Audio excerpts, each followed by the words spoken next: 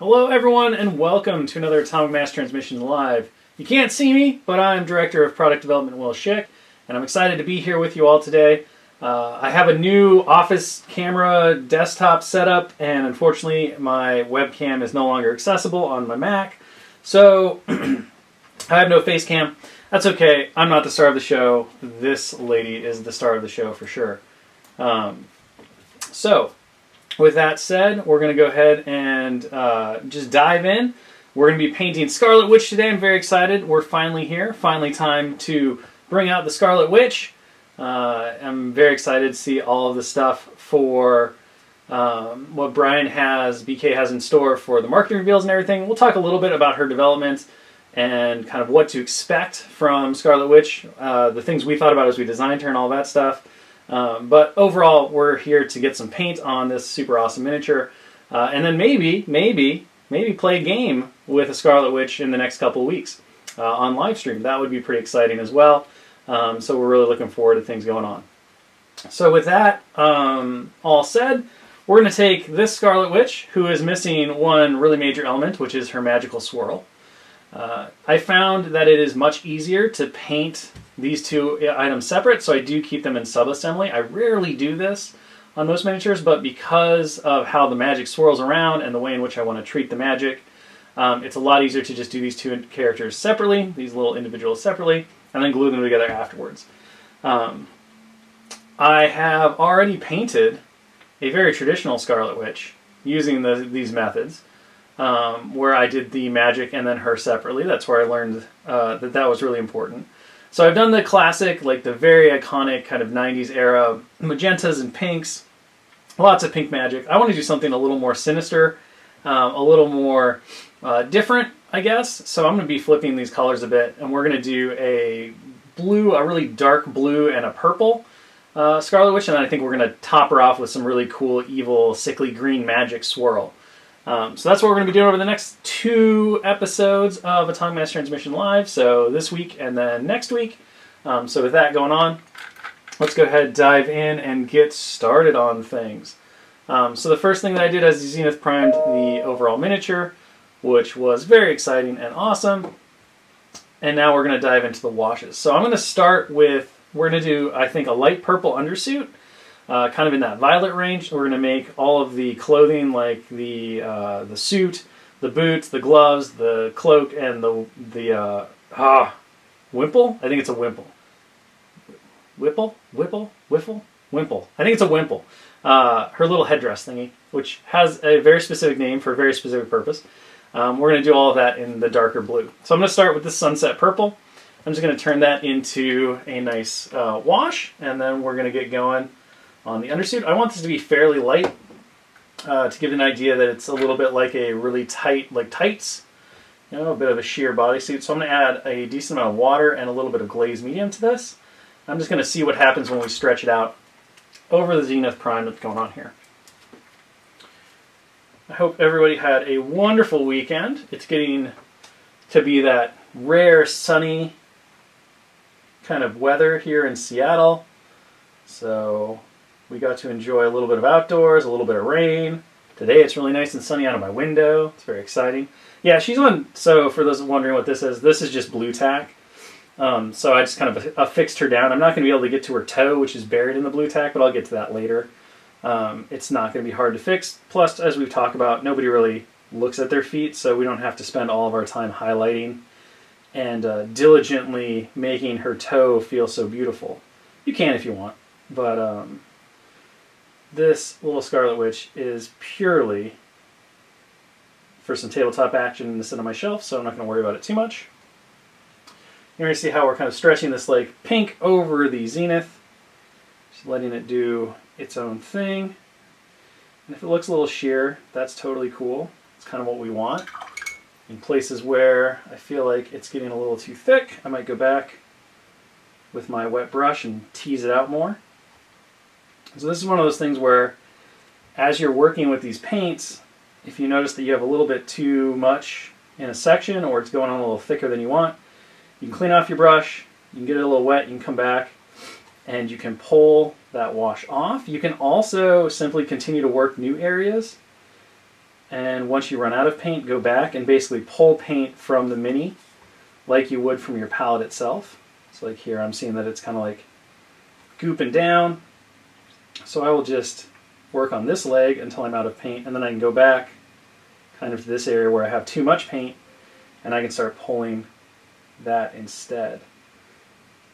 And we will probably darken this down a little bit with a wash of a deeper purple or maybe a violet ink from Scale. But for right now, the lighter on this the better. We can always do more coats. We can't do less coats.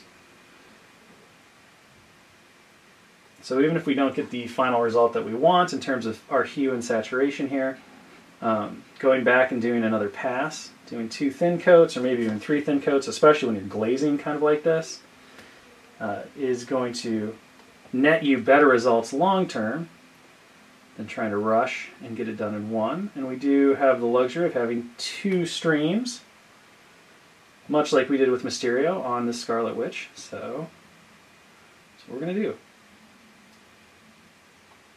I hope everybody out there has been staying safe, staying sane, having a good time with your family or whoever you're stuck with, or hanging out on stream with us and others, just chilling. You mentioned we're moving to a point now in the Seattle area where we're kind of getting to a place where we're excited to be able to meet back up, start gaming again a little bit. Still maintaining a lot of the good safety protocols, but it's definitely one of those things where the time is nigh. I might spoil BK's like big surprise. I don't know when he was going to tell people, but we actually have a game that we're going to be streaming this Thursday between one Dallas Kemp and one Will Pagani. We're going to have Pagani take control of a Cabal-led Sin team, which he has put together as the mastermind behind Sin and her new leadership and stuff. So he's going to be taking control of the Cabal, and he's going to be facing off against Dallas. And Dallas spent the weekend painting a new X-Force team. So pretty excited to see how all that stuff works out. Just a little bit more. See if we can't get this more in focus. A little out of focus. So that's going to be happening as well. You can definitely place your bets as to who's going to come out on top of that. I won't say anything else about the matchup, but that'll be on Thursday. So that stream will be a little longer than normal. I think we're aiming for 90 minutes, approximately. It's about normal game time when we all get together. We'll skip some of the pregame setup and stuff just because that's not as important to the important action that will be happening, but yeah, we should have a good time. It'll be exciting, and then I think we're going to come back at you the following week with another live stream game. This time it's going to be myself facing off against the man, now certainly a myth, and maybe not quite a legend yet, but he's getting there. Josh Colon, our art director for Marvel Crisis Protocol, who longtime viewers may remember used to run the boards and give us a heck of a hard time back when we were in the office, and is one of the overall best evil geniuses when it comes to playing Ultimate Encounters because he gets so into it. But Josh will be taking control of the X-Men and facing off against who else? The Brotherhood, which of course will be joined by one Scarlet Witch and one Quicksilver. I haven't quite decided yet if I'm throwing Magneto at Josh too. That's heady. That's heady. Magneto plus Scarlet Witch plus his Quicksilver. That's a whole lot of your threat value right there. You're looking at a total of like 14 threat just between those 3 characters. Woo! It's good. It's good. How do we choose the look of the characters? Well, part of that is kind of based on the overall theme of the group. So the line itself has cohesion, right? All Marvel Crisis Protocol characters come from Marvel Crisis Protocol. Whatever eventual universe number we hopefully will get. And once we kind of have that, we then start to identify like within specific groups. So we've talked a lot about how the X-Men stuff was very much inspired by the kind of the 90s, more iconic classic look of the Jim Lee era and stuff. So looking at kind of Quicksilver and Wanda, we kind of made the determination early that as these are the Brotherhood kind of versions of these characters, we wanted to hit that same nostalgic and classic vibe, so we went with the more classic costumes with both Quicksilver and Scarlet Witch. But we pull from all kinds of different sources among the comics. Sometimes we do amalgamations, like for example, the Captain America from the core set definitely has a lot of really iconic kind of tones to him, but he also has some of that more modern, a little bit of the MCU, like the more military. He's got the pouches, he's got some of the straps. I'm going to move to Hold Your Blue. There we go, we said it. The stream is now complete. So we do some mixing and matching. Sometimes we create characters almost from whole cloth when it comes to the overall amalgamation of things. The Black Widow Agent of S.H.I.E.L.D. is definitely a good example where we took some of the iconic elements from her 90s costume where she had like the Red Widow across her torso in these different stripes. We took some inspiration from some of the more modern media interpretations of Black Widow. We took some inspiration from just what would a S.H.I.E.L.D. outfit if she was to like kind of mix together her classic styling with a bit of a S.H.I.E.L.D., like S.H.I.E.L.D. armor and stuff that you see more of the S.H.I.E.L.D. agents wear. How would that all come together? What would that look like? And we played a bit with that to create something that was completely, unique and different. So we definitely move differently to different like ideas and designs. We try to choose if we're doing a specific time period for a character, and there's an iconic look that goes along with that. We'll often move to that kind of era. So I would say Spider-Man's a good example of that. But he usually he's pretty consistent in his threads. But for example, if we were going to do something like a symbiote era style Spider-Man, obviously the outfit would be very iconic of that to match with the powers and capabilities of that suit. So in the end, it is a lot of kind of us picking what we really like, what we feel like really exemplifies the character, and then also taking into account what will work well in hard plastic, because there are certain tolerances and production things that we have to be very careful of. We have to keep in mind in order to make the best possible miniature, like where is this going to cut? How do we want to hide those seams or those different panel lines in terms of when the two halves of the torso come together? Where can we put a costume seam? Are there things that just simply don't work? One of the things on Sin that took us a bit of time to figure out from an engineering standpoint is she has these little throwing daggers on the side of her bustier, of her top, and we had to really play with, okay, can we do that? How do we do that? It felt very iconic to the character, so let's like stick that going on.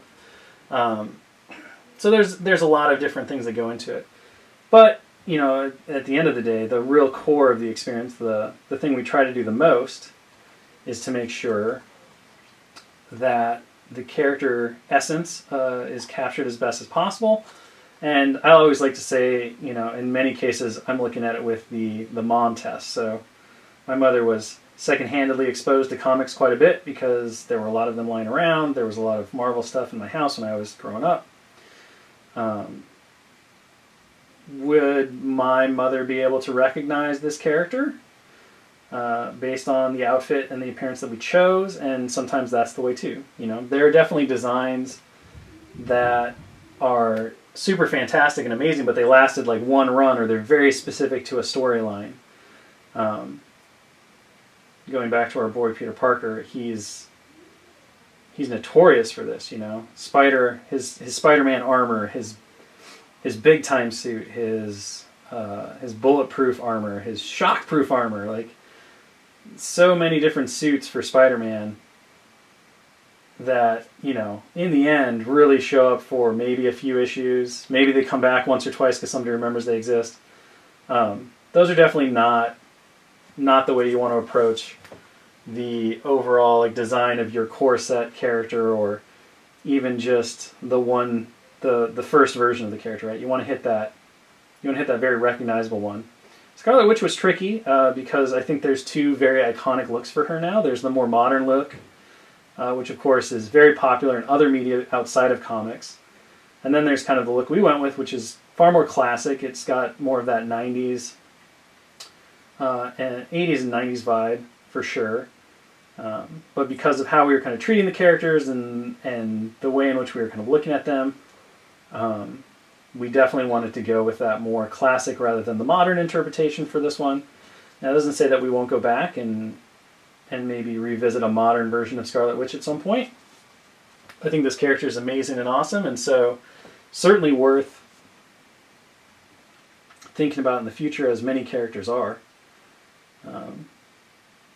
But in terms of development and kind of speccing out her abilities and power level and all that stuff, I knew, we knew that they were going to definitely be part of that Brotherhood fix.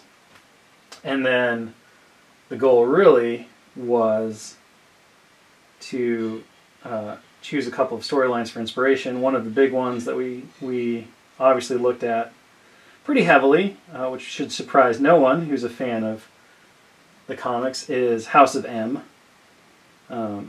Scarlet Witch is probably one of the most powerful characters in the Marvel Universe, very uncontrolled. A lot of the times, she's always trying to connect with and harness her chaos magic. But House of M was definitely an inspiration for this as well.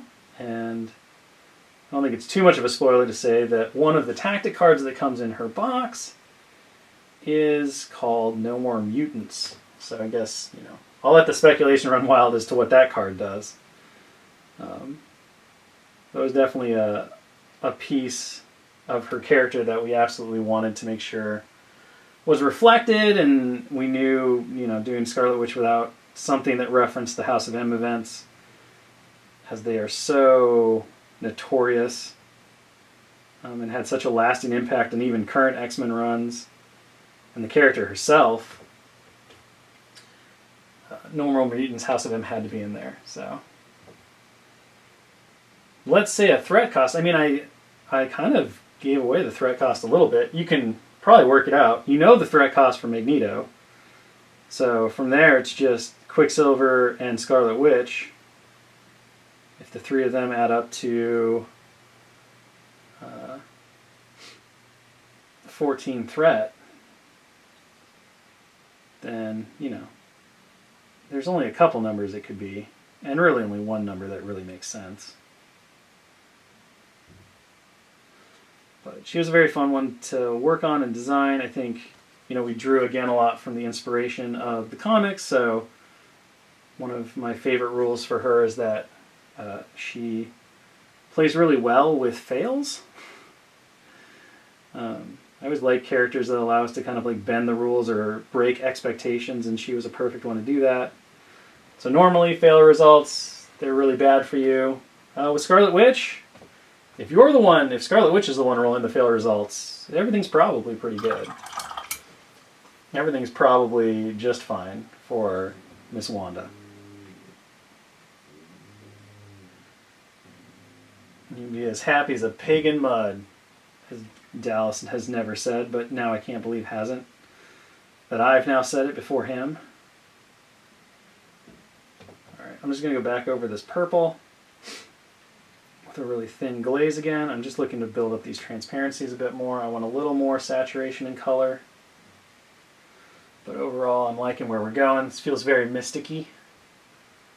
It's definitely got a bit of a Doctor Strange vibe, which we wanted out of this character with all of her magic swirl. So, digging it.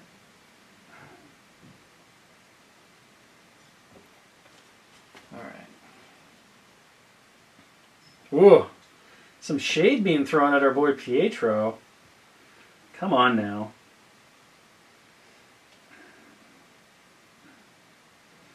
Come on now. Let's give some respect to the speedster. He has his moments. Not all of them are, him getting shot by a robot. He has better moments too. As we've talked about in the stream where we painted Quicksilver, I'm really happy with where that character wound up as well. It was really fun to play with the family dynamic, since these characters are kind of loosely based on the era where, you know, depending on what you believe and which comic lines you're in, spoiler alert, sometimes they are the children of Eric Lenscher or Max Eisenhart, depending on, you know, the name that you currently ascribe to one master of magnetism. So we did have fun kind of working a little bit of synergy in with the three characters and doing some fun game stuff that played off of their idea as a family unit through their tactic cards and some other stuff. So they're definitely a blast to play on the table together. They do some fun things. It is a heavy-hitting squad, no doubt. You're going to wind up with a lot of threat and not a lot of characters.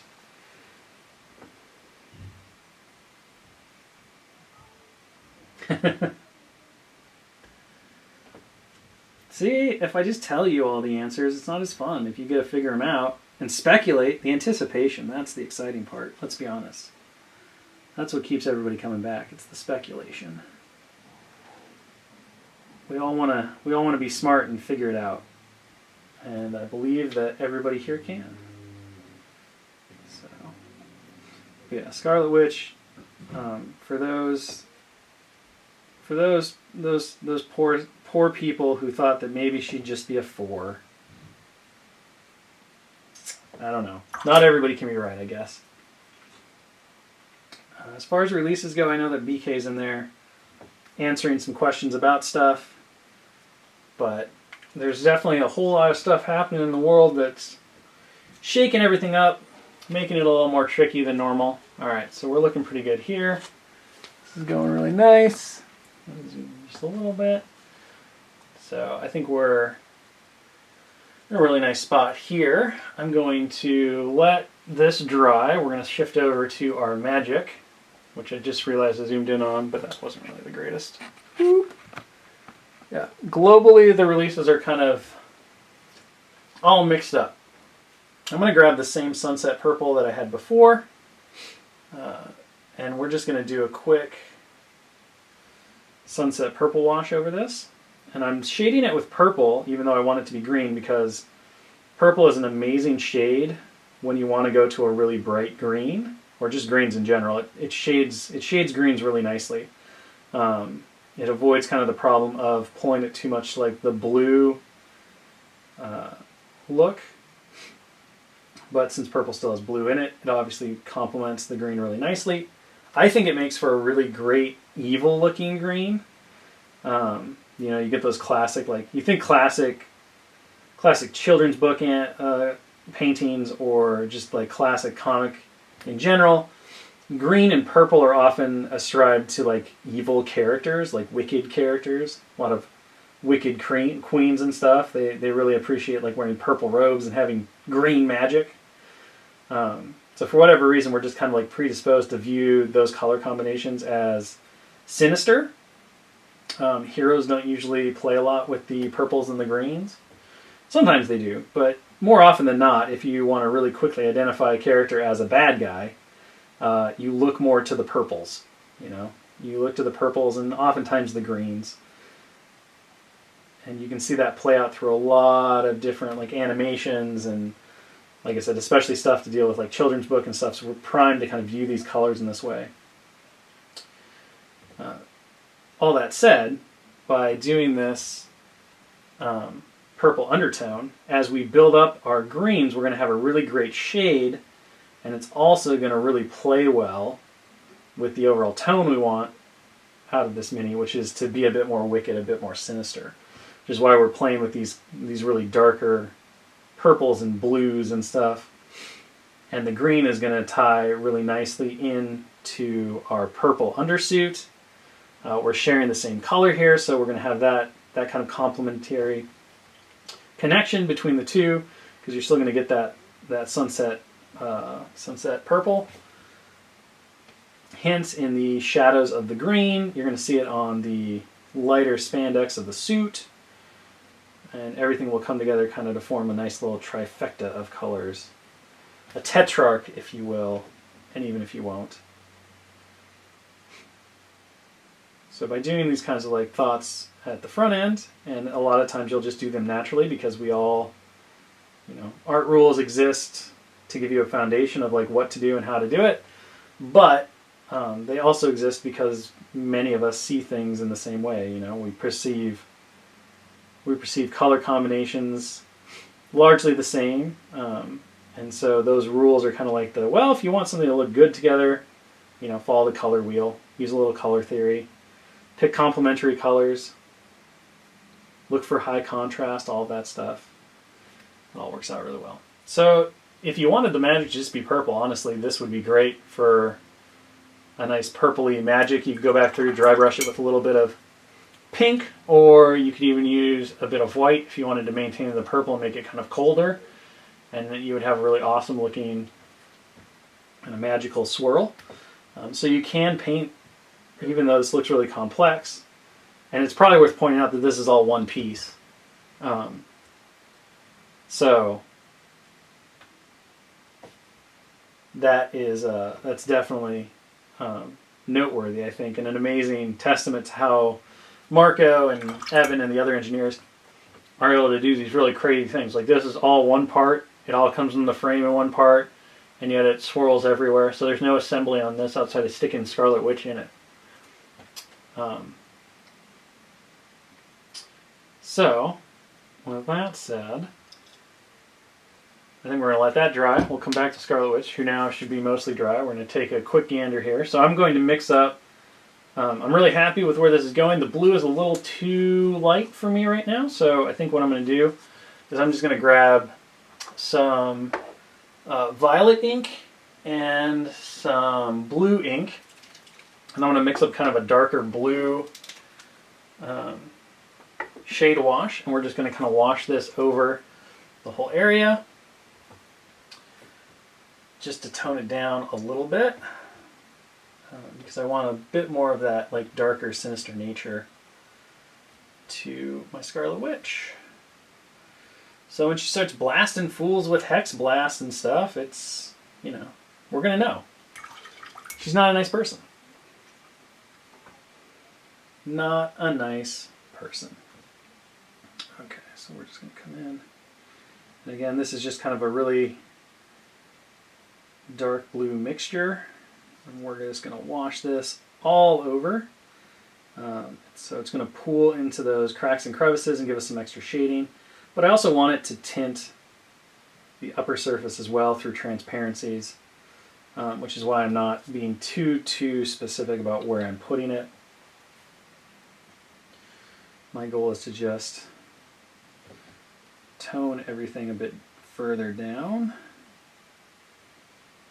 And then we'll decide what we want to do with the bodysuit. I'm kind of happy with where the bodysuit is. I think we might just leave that as is. And instead of shading, we'll hit those tights with some highlights and just bring them up even further so that they look really pale in comparison to the darkness of the blues on the suit itself. And that contrast should add some extra punch to our final composition a little bit. We could also, I think, very easily, if we wanted to tone everything down, wash the purple tights with the wash we're using right here, which would be really strong. And I think that would absolutely change the overall tone of what's going on here. We could certainly do just a straight purple or a violet ink wash to bring it back down into more of a deeper royal purple. But the concern I have there, and the reason that I don't want to really go in that direction, is because I don't want to lose the kind of feel of transparency, because they are tights. I mean, you know, if you've ever worn or seen somebody in tights, which I think we all have, if you've, you know, paid any attention to many different sporting events and stuff, there's a sheerness to that fabric as it really stretches across the body, which causes that fabric to become lighter because it gets, you know, the color gets pulled out, the fabric gets pulled out, which makes it sheer, which allows more of the undertone to show through. And it just dilutes the color, as my words fail me here. Great. Okay, perfect. Come back around to this. I'm going to give this bottom of the cloak one last quick hit of color. We'll let that dry and we'll see where it gets us. And likely we'll have to come back through a little bit with our Holder Blue and reclaim some of these areas just to give us a bit of a highlight. Card art is typically a pretty good indication of characters that we are thinking about. Obviously, we thought about them enough to put them on a card, so you know, as we say every time, and it's not just a line, we want to get to everybody eventually. So there's certainly been tactic cards where we gave a little nod to the imminent future. And then there are certainly times where we're like, well, we know that someday we're going to get to this character, and until then, we're going to feature them on this tactic card or this piece of art. So there's no promise, there's no timeline like guarantee, I guess. But it is one of those things like, yeah, we're absolutely thinking about all of these characters. And if they show up on art, you can be assured that we're thinking about them a lot at the time, because we chose them specifically for whatever reason, in whatever way. Come back. I just want to make sure that these pools. Just want to make sure that these pools aren't too thick, because they will look not nice if they pool too much. So I just kind of want to make sure that I'm pushing them around, especially right here, there's a lot. And so for this, I'm just going back through with the damp brush, and I'm just letting it kind of pull up some of the excess wash where I feel like it's pooled too much. Otherwise, that's pretty good. All right, so she's looking pretty slick. Where do we want to go next? We will grab a little bit of violet ink, and I'm going to thin this out quite a bit. And we're just going to turn it into a nice purple wash.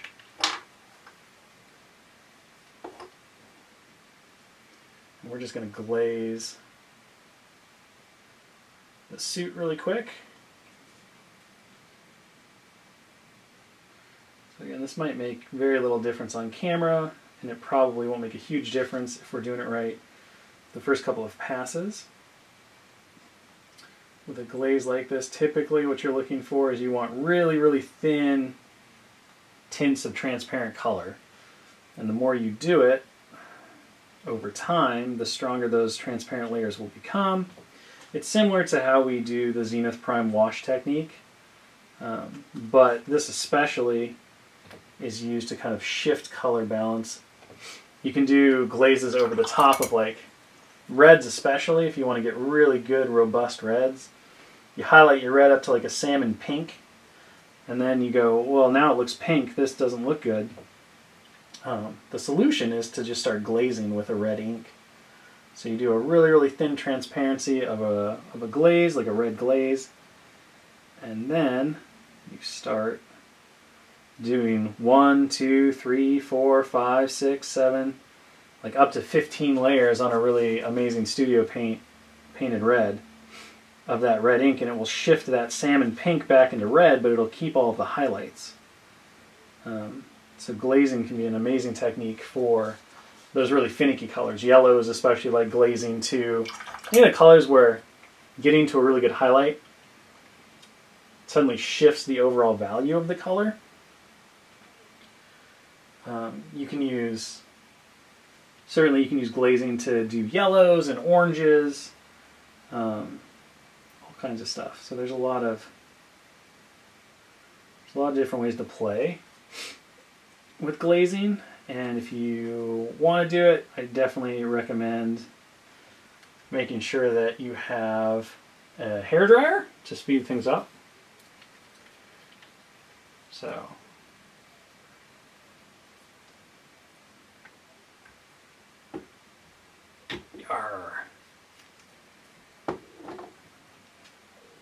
you've come to bargain. I like it. I like it, chat. I like it, chat. I like the dreams. I like the dreams.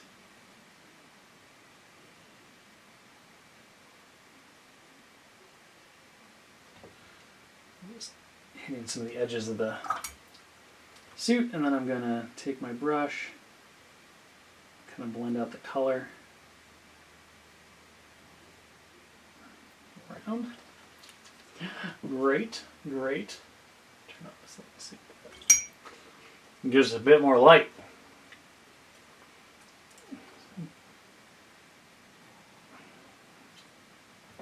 Rhino? I don't remember that, and I worked on that trailer. Okay. I've made a mistake. This is a really good lesson right now, and what I just did. Don't go back, and if you see that you have a puddle from a wash, don't try to fix it if it's already mostly dry, because you're just going to muck it up. So now we're going to have a little water spot that I'll have to fix later.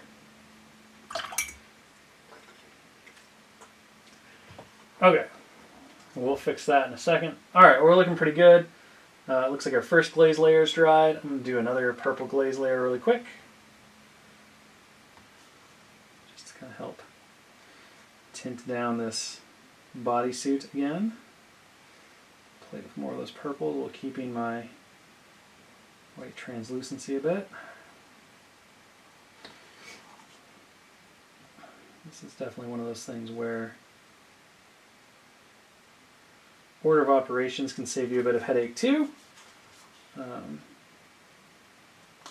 Doing your light colors at the end before your dark colors. It's hard for a light color to overtake a dark color. Very easy for a dark color to overtake a light color though. So we're just kind of thinking about that in terms of how we're doing this. I'm working with really wet paints, so there's a possibility that, like right there, I just fixed that spot. I've mucked it up because I'm not giving it enough time to dry. Patience, patience. We don't have any of that here though. We only get an hour. About 20 minutes left though. We're doing pretty good. Okay. So I'm looking really happy with that. We're going to let all that stuff dry. And then we'll come back and do some highlights and stuff. So let's go ahead and hit the face. So for this I need my Ishtar pink, which is hiding somewhere. Is it right here? Come to me, Ishtar. Yeah, great. So I'm going to use some Ishtar pink for the face. I like this as kind of a base color for skin. It's very red, so it makes a really good foundation. It is not what I would say you want to use for like just flat skin, so you do need to do a little bit of work with it after the fact to make it look right. But mixing it with like basic skin from scale or any kind of like mid-tone, mid-flesh tone, you can go back through and actually add a little white to it as well if you want, and just highlight it up naturally. There's a number of different ways to use this color effectively as a skin tone. I typically like to just mix in more basic and pale skin to it. So I use this as the foundation. I don't normally even do like a flesh wash with this anymore, especially for fair skin, which I think our Scarlet Witch here will probably have some pretty pale alabastry ghost skin, because, you know, evil people got no color to them. They're just monochromatic.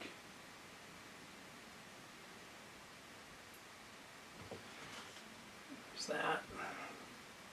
So we got the skin going on. Everything's going well. So just a little bit more. So let's see what's going on here. Now we got to figure out her hair. The building's going to come out alongside of the Spider-Man stuff, which is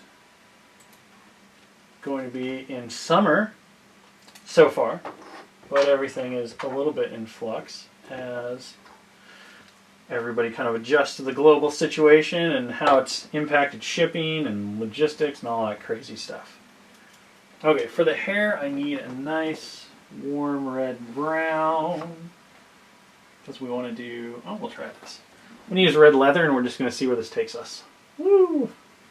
So we want to do a little bit of auburn hair. Keep that classic Wanda Maximoff hairstyle. She's just in a different outfit. We're still doing a pretty iconic take. I still imagine this is Wanda. The Wanda we all know and fear. If you love her, you haven't played against her yet. Okay, so we're just going to kind of thin down this red leather.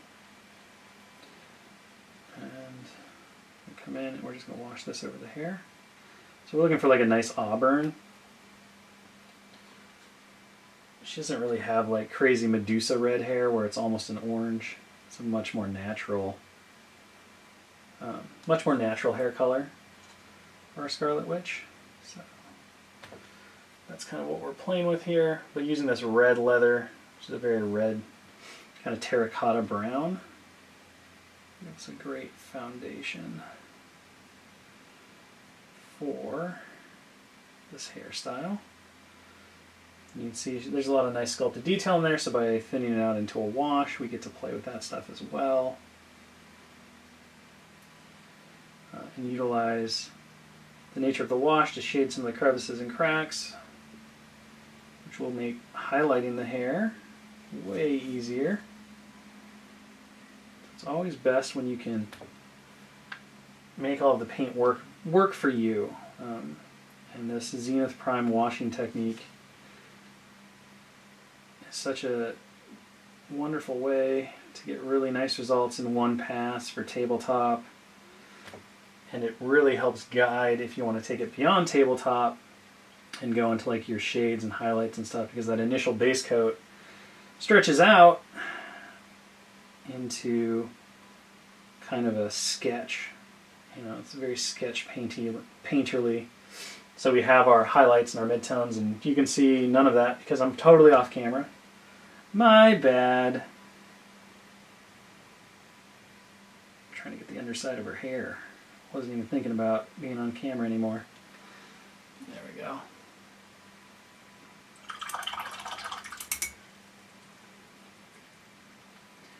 Alright. So we got the hair color down, everything's looking good. We got the skin color down, at least the initial base. So, looking pretty happy with all this. We need to go back in and do some highlights, but let's just go ahead and, for today, because we have 15 minutes left, I'm going to go ahead and just take this Scarlet Witch to the point where I would say that she is tabletop ready. For me, I would count the purple is done, the blue is done for tabletop. So I'm going to do a little bit more to the face. And then I would count, you know, this wasn't the color that we're going to end up with, but I would say that this is tabletop ready as well. So the purple magic is good to go. So let's do a little bit more work on the face, just to like pick out some extra color on that. And to do that, I was unprepared, so I'm going to reach over. I'm going to grab a little bit of my basic flesh, which is hiding from me. Pale skin, yes. Yes! Pink flesh, no. No! There we go. So these two colors are going to be the ones that I'm going to use mostly to mix in with that Ishtar pink. So basic flesh, pale skin. They work out kind of the best in my mind. But you have to play with the ratios. There's no wrong way to do skin tones. Everybody has a different skin tone. You know, more green, less green. So I can't honestly say as there's like one direct formula that you can apply and have it work out great. Just play with it. Mixing skin tones is usually really fun because you only have to paint one face at a time. But all I'm going to do is I'm just going to go through and I'm going to start hitting up all of the raised elements of the face. So the eyebrows, the bridge of the nose, under the eye. I just want to give those volume and definition. And here's the part where if you like to watch a lot of cosmetology, is that the makeup one? Cosmology I think is different. I don't know. If you like to watch like makeup tutorials and stuff, whether it's horror makeup or you know, pretty glamour makeup, all that stuff comes in so handy because the same you're doing the exact same thing, you're just doing it at a smaller scale. So understanding like how to define cheekbones and where to put your colors and stuff. If you want to improve your face painting techniques, first place you should stop. Go look at a bunch of makeup tutorial videos because exactly what they're doing on big people faces or mimicking a monster face or anything is exactly what we want to do here. So it's under the eyes, it's the cheekbones, avoiding kind of letting the area under the cheekbones be really dark. You can completely change the way a person's face looks with proper makeup application. You can 100% completely change the way a miniature's face is sculpted based on proper makeup application. It is an extraordinarily useful skill as well because, like we talk about, as human beings, the first thing that we're kind of drawn to is the face. So if you can kind of master your face painting skills on miniatures to the point to where the face looks really nice and clean, and then you kind of focus on the upper area of the miniature itself when it comes to the chest and stuff, you are going to have miniatures that really wow people for the amount of time that they spend looking at them. And you can save yourself all of the time when it comes to painting the lower torso because they're not really going to look at that very close, if at all. So I'm going to go back, I'm going to add a little more pale flesh to my mix. It's also really good to have that blending brush, of course. And then I like to work with really thin paints when I'm doing skin, so it's almost like a glaze. It makes this, you want the skin tone to be really smooth. So even if you're not doing quite as many like highlights and stuff as we're doing here, you just want to make sure that paint stays really smooth. And unfortunately, I find a lot of flesh tones that come out of bottles. A lot of the flesh tone colors, they have a tendency to get really chalky as they dry, or if they're not thinned properly. And I assume that has to do with the pigments that make them up. They're probably some of the more finicky pigments. Anyway, like whites can often get chalky and stuff on you as well. So again, super important that you make sure to thin out those paints so that they stay smooth, because a chalky face, you know, crunchy face is not going to look good. So don't let that happen. Okay, let's grab a little bit of, we can use that red leather again, I think. I'm going to mix a little bit of that red leather in with my skin color to make kind of a lip kind of a painted lip. You shouldn't use pure red. She'll look like a clown. He'll look like a clown. It's best to use like a red-brown, like a terracotta. Mix it with your flesh tone. And then ideally, try to only paint the bottom lip. And of course you can add red into your brown if you want it to be more painted on. We can do goth girl or goth person makeup with black lipstick, green lipstick, all that stuff.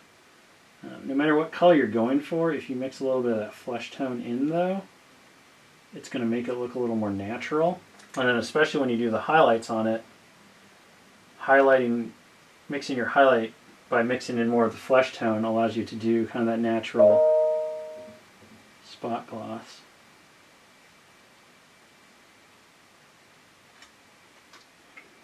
Kind of like that. So now we have that nice lip definition. The face is looking pretty good. What ratio of water is generally recommended? Dangerman 64. There is no specific ratio. Every paint is different. Even the same paint from the same line is different each time.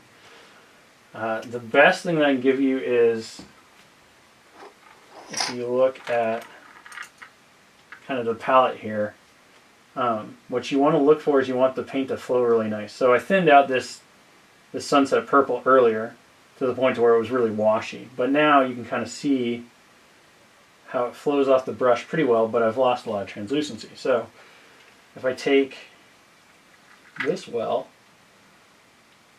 that's how it comes out. So this is far thicker than you really want. You know, it does flow off the brush pretty well, but it takes a lot of pressure to get it to run off the brush, which means that you're going to lose your control because you're pushing too hard. So for something like this, I would just put the brush in a bit of water, and then I would tease out and mix that in. Now you want to be careful if you're new to painting and you have nice brushes, you never want the paint to go more than halfway up the brush. So oftentimes when mixing paints, it's best to use an old brush or a brush that is not like your fancy brush. But for like a base coat, now you can see hopefully how that's like how smooth that's going on. It's not taking a lot of force from me. If we compare it to the stuff that's not been thinned, you can see how it kind of gloops on at first and I have to work the paint.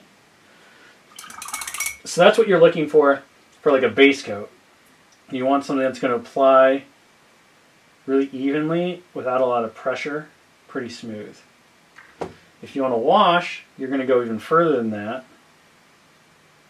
So we're going to add even more water, and you can only add water to a point and then the paint like completely separates.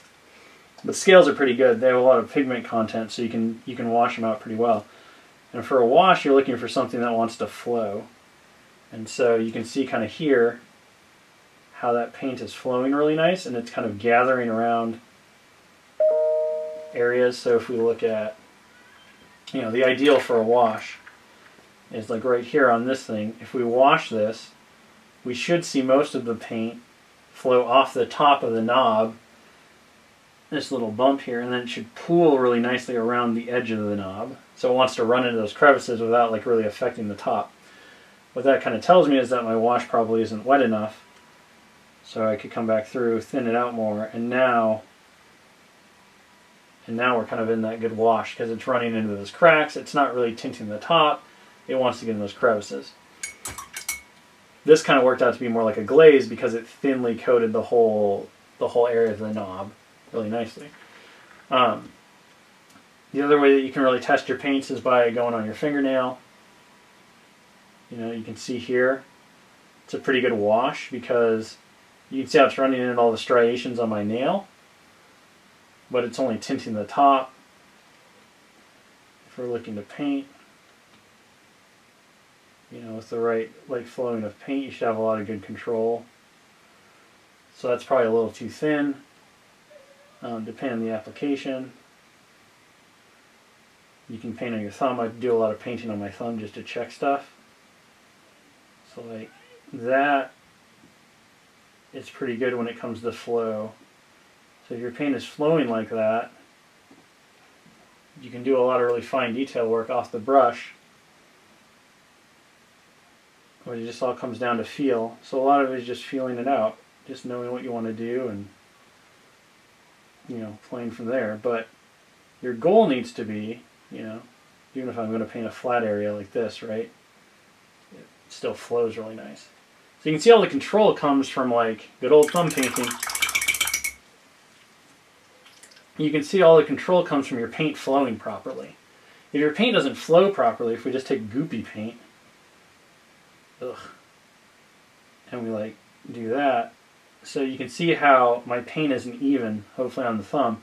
We have a really chunky slop there, and then we get kind of to the normal slop over here, but it doesn't want to play properly. I'm getting this really thick goop line here because my paint isn't flowed, whereas here it was completely even all the way across. And part of that is how hard I have to push to get the paint to run off the brush because it wants to grip the brush. Painting is partially about capillary action. You know, the flow of the paint and the liquid running from the brush tip to the miniature. If your paints are thinned out really nice, I shouldn't say really nice, if they're thinned out properly, you know, you can get a lot of paint off the, like now I'm just tapping. I'm not even drawing with the brush, but by tapping I'm able to create a perfectly smooth line because the paint wants to flow properly. It won't do that if I grab this goopy, not thinned out paint and I try to do it. You can see, A, I have less control, and B, it's like really sloppy up front. It's not so sloppy here. It kind of runs out here. If I come back, like you don't have that fine control because the paint doesn't flow evenly. It doesn't flow smoothly. So you get a lot of irregularity. So that's what you're looking for. That's why you thin your paints. You want your paint application to be consistent, and thinning your paints lets them flow consistently. So there's my fancy clown thumb now. Hopefully that helps. They say skim milk, and I know people in the chat are like, this is skim milk. A, I don't know anyone who drinks skim milk. I certainly don't. So what does that mean? And then B, like, even that is probably not accurate based on the paint itself. So much is variable based on bottle to bottle that it really comes down to you just learn the flow that you want. Test the paint on your thumb or on your palette or wherever. Always test the paint before you put it on the miniature to know if it's flowing the way you want it to. And then once you know that it's flowing properly, you can start painting and it works great. If skim milk helps you kind of visualize like the consistency you want, skim milk isn't chunky, so I guess in that way it certainly makes sense. Okay, so we got our little lips on her. For tabletop, I'm not going to worry about the eyes. They're already darker than the rest of the face, so they kind of like stand out. I'm not going to do any kind of like other work. I'm pretty happy with this. For a tabletop standard, she looks great. So at this point, we would pull her out of her blue tack, which is going to be messy, but that's okay. And like I said, her foot's not going to be painted. And then we would come in, we would look at our thing, and how does that go? It goes like this. Oh, it goes like this. Haha! Spin her around. Ugh. And just a little bit of that, and a little bit of this. And this isn't going to be perfect, but it's okay. So we just want to demonstrate where we got in an hour. Oh, come down. There we go. Tabletop ready in an hour. Now, I think we can go further with this Scarlet Witch, and like I said, I want to take this whole magic kerfluffle thing, and I want to turn it into a sinister green. But I think it's a really cool composition. The purple of the tights matching the purple of the magic definitely has a strong compositional element to it. The blues are really fun. Next week we'll come back, or 2 weeks from now we'll come back, because next week I think we have something special planned, however. So when we come back in the next episode, whenever that may be, for Painting Scarlet Witch Part 2, We will take this lady, Wanda Maximoff, to the next level. We'll do some highlights on the suit. We'll add some color, some green to the magic. We'll turn it into a whole sinister green-purple magic thingy. We'll take the face a couple more stages. We'll paint the hair up a little bit more. We'll just basically take her to that next level after kind of the basic tabletop standard. So thank you so much, everybody, for joining us. Hope you had a blast. I hope you're inspired, ready to go. Be sure to tune back with us on Thursday at 1 p.m. Pacific to watch Will Pagani and Dallas Kemp duke it out on the Marvel Crisis Protocol tabletop. It's going to be Sin and her Cabal versus Cable and his X-Force. It should be a match of epic proportions. And then next week, I believe we'll be having another game on Tuesday, which is why we won't be back with Scarlet Witch for at least another week. But it's going to be Josh and myself in a battle of Brotherhood versus Uncanny X. It should be a lot of fun. So thank you very much for joining us. Be sure to check out all the streams. We have another one coming tomorrow at 1 p.m. Pacific and one coming on Friday at 1 p.m. Pacific. So tons of good streaming content for the week. Can't wait to see you at the next one. Until then, take care, have a wonderful day, and goodbye.